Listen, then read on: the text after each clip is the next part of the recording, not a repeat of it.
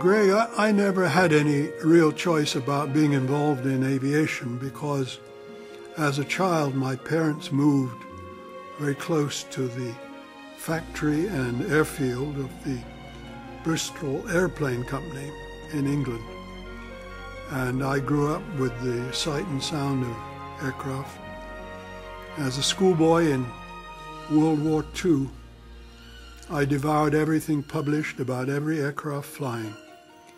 And there were lots of time for study during air raids. I was much too young to be frightened. I recall only the pure excitement of trying to identify the precise type of bomber caught in the searchlights over Bristol amidst the exploding shells.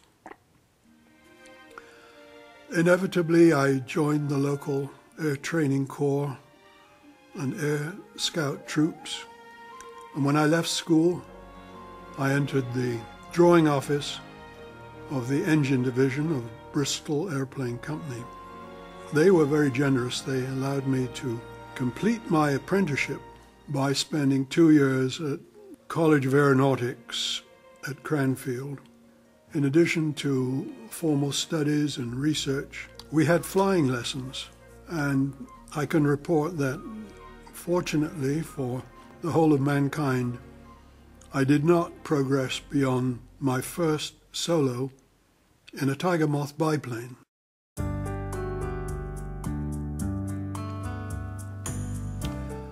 After leaving Cranfield, I was the youngest in a small group of engineers, aeronautical engineers, who formed the Air Safety and Survey Division of the British Aviation Insurance Company in London.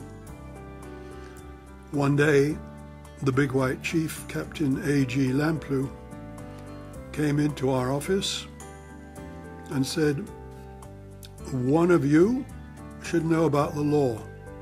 And he pointed at me. I was 23 years old. I took it as an instruction. That was not too difficult. In those days, I was traveling around the world by piston engine aircraft, lots of time to study. I studied part-time and ultimately became a member of the English bar.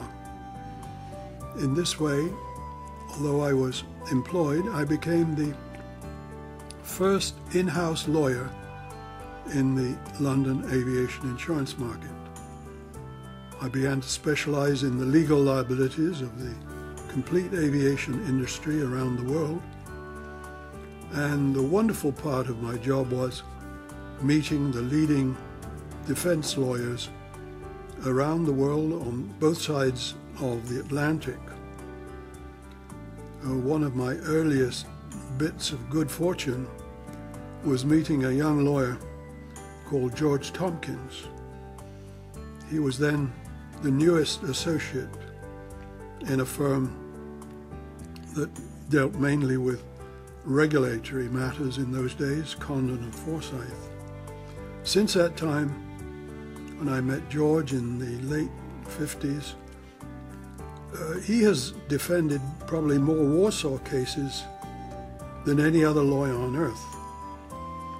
He introduced me to Lee Kreindler, a U.S. plaintiff's lawyer who was highly regarded, but I was very uneasy about meeting a U.S. plaintiff lawyer because in London in those days, U.S. plaintiff's lawyers were generally regarded